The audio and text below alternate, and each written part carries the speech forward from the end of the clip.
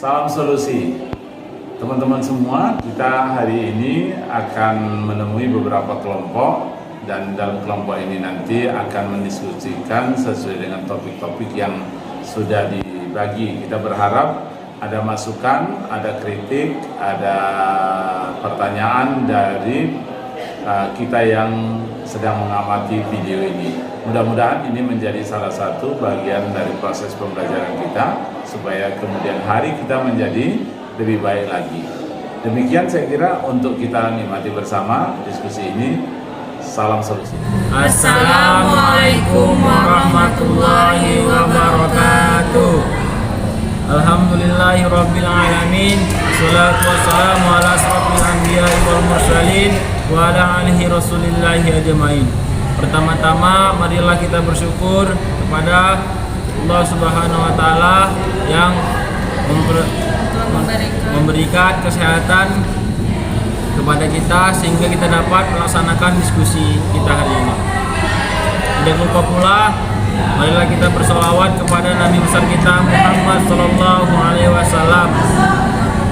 Allahumma sholli alaihi wasallam.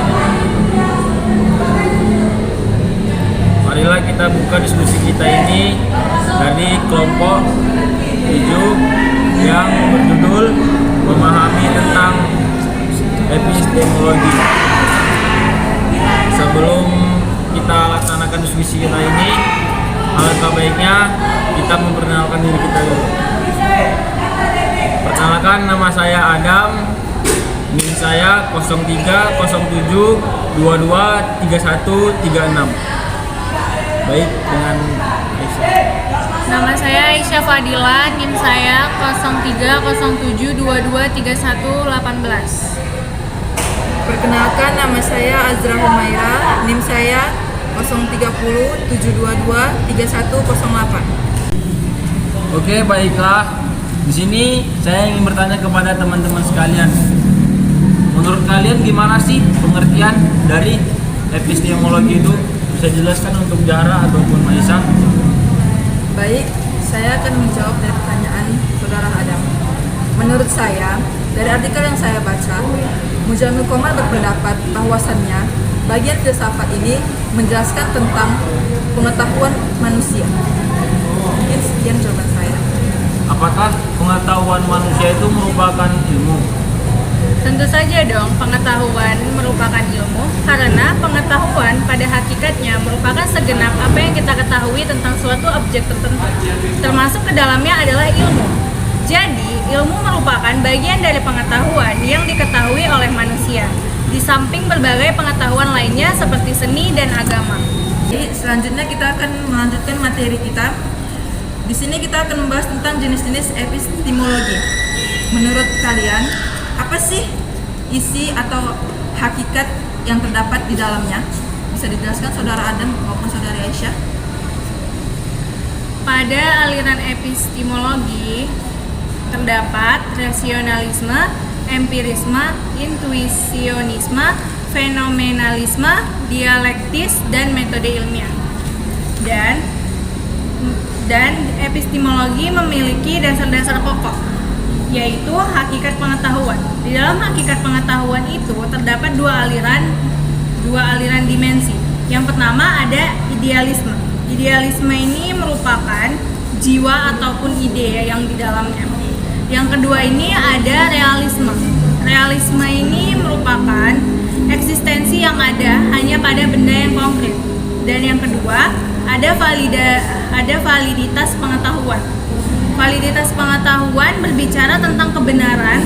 Pernyataan dapat dinilai benar atau salah tergantung terhadap pemaknaan kebenaran. Makna yang dimaksud dalam pernyataan ini adalah makna yang secara sistematis. Dan yang kedua adalah kebenaran yang diartikan suatu perkataan yang bersifat sistematik. Sistematik lebih terhadap simbol atau tanda-tandanya sesuai dengan proposisi yang dibuat. Baiklah, untuk selanjutnya saya ingin bertanya kepada saudara Adam maupun saudari Aisyah. Dalam aliran empirisme terdapat penjelasan bahwasanya para ahli menjelaskan bahwa terdapat dua hal dalam memahami hakikat empirisme. Apakah kalian bisa menjelaskannya? Baiklah, saya akan menjawab pertanyaan dari Azara. Filsafat empirisme tentang teori makna. Teori makna dan empirisme selalu harus dipahami lewat penafsiran pengalaman. Oleh karena itu, bagi orang empiris jiwa dapat dipahami sebagai gelombang pengalaman kesadaran. Dapat juga yang kedua, filsafat empirisme tentang teori pengetahuan. Menurut orang rasionalis, ada beberapa kebenaran umum seperti setiap kejadian tentunya mempunyai sebab dasar-dasar matematika dan beberapa prinsip dasar etika. Dan kebenaran-kebenaran itu benar dengan sendiri-sendirinya. Namun, jika ditelisiki lebih mendalam, aliran empirisme itu terbagi dalam 3 jenis, diantaranya yaitu yang pertama empirokritisme. Jenis empirisme ini juga dikenal dengan istilah marxisme. Aliran bertujuan untuk membersihkan pengertian pengalaman dan konsep substansi.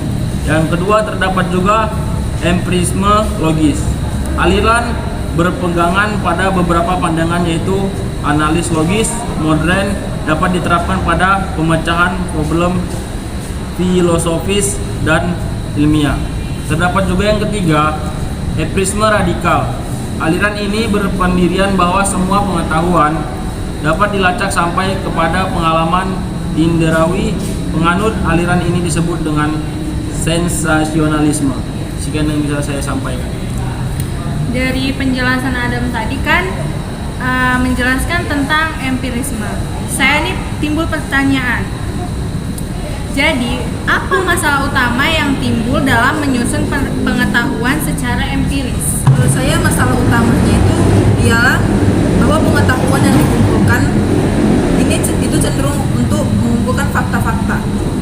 Lalu kumpulan tersebut belum tentu bersifat konsisten. Dan mungkin saja terdapat hal-hal yang bersifat kontradiktif. Bisa dijelaskan maksud dari kontradiktif itu apa?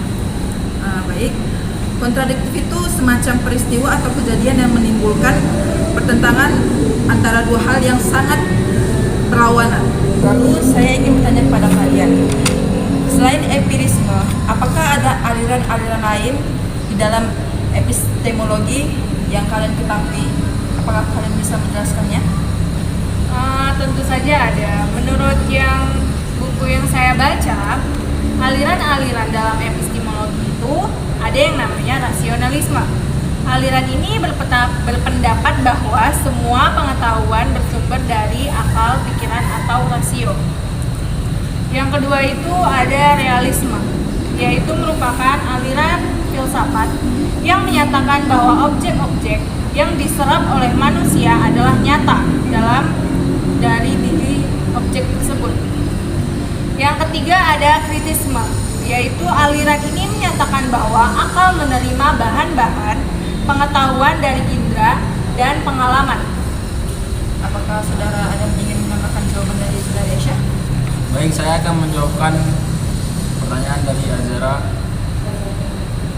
Yang saya dapat dari buku yang saya baca, positivisme berbicara mengenai aliran.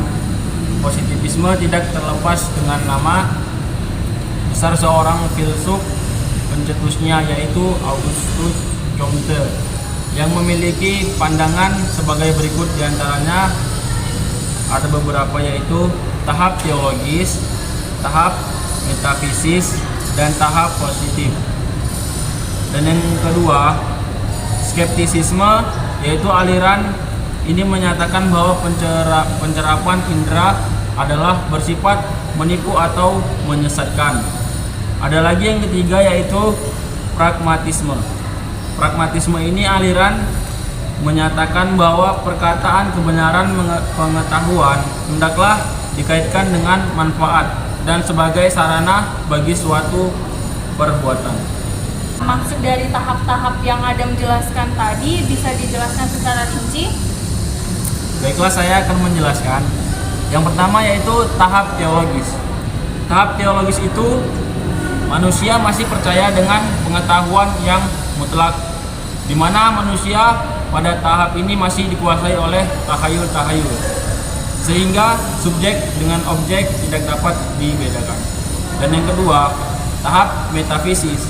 Tahap metafisis itu pemikiran manusia yang berusaha memahami dan memikirkan kenyataan. Dan yang ketiga, tahap positif. Tahap positif ini ditandai dengan pemikiran manusia untuk menemukan hukum-hukum dan saling hubungan dengan fakta. Menurut kalian ada nggak sih perbedaan antara epistemologi Islam dan epistemologi Barat? Baik, saya akan menjelaskan apa itu perbedaan epistemologi Islam dan epistemologi Barat. Yang pertama yaitu epistemologi Barat. Epistemologi Barat bersumber pada akal rasionalisme dan pengalaman empirisme, dan akan berkembang menjadi aliran positivisme, sehingga akal dan indera dijadikan sebagai sumber ilmu tanpa memperdulikan wahyu. Ada juga perbedaan antara epistemologi Islam. Epistemologi Islam tidak mengabaikan akal dan pengalaman sebagai sumber ilmu pengetahuan. Namun terdapat hal yang penting bahwa wahyu merupakan sumber primer dalam epistemologi Islam, di mana wahyu untuk para nabi dan ilham untuk manusia yang bersumber dari hati. Oke, dari penjelasan kita ini kan tentang epistemologi, dan saya timbul pertanyaan nih, apa saja pengaruh epistemologi dalam kehidupan kita sehari-hari? Apa saja pengaruh epistemologi dalam kehidupan sehari-hari? Selain itu, epistemologi sangat penting untuk kita pelajari. Mengapa? Karena epistemologi itu merupakan landasan bagi manusia untuk bertindak dalam kehidupan sehari-hari, sebagai dasar untuk mengembangkan kearifan dalam berpengetahuan, dan juga sebagai sarana untuk mengetahui tentang variasi kebenaran dan pengetahuan. Berarti epistemologi dalam kehidupan sehari-hari itu sangat penting gitu lah ya. Lalu saya ingin bertanya, di sini saya menemukan apa sih implementasi ilmu epistemologi dalam dunia pendidikan? Implementasi ilmu epistemologi dalam dunia pendidikan itu bertugas melakukan usaha untuk menetapkan sebuah kebenaran yang berasal dari sebuah isi pemikiran dan validasi oleh metode ilmiah tersebut. Jadi, dari kesimpulan yang kami diskusi tentang epistemologi adalah epistemologi itu merupakan sumber ilmu pengetahuan dan tujuan ilmu pengetahuan.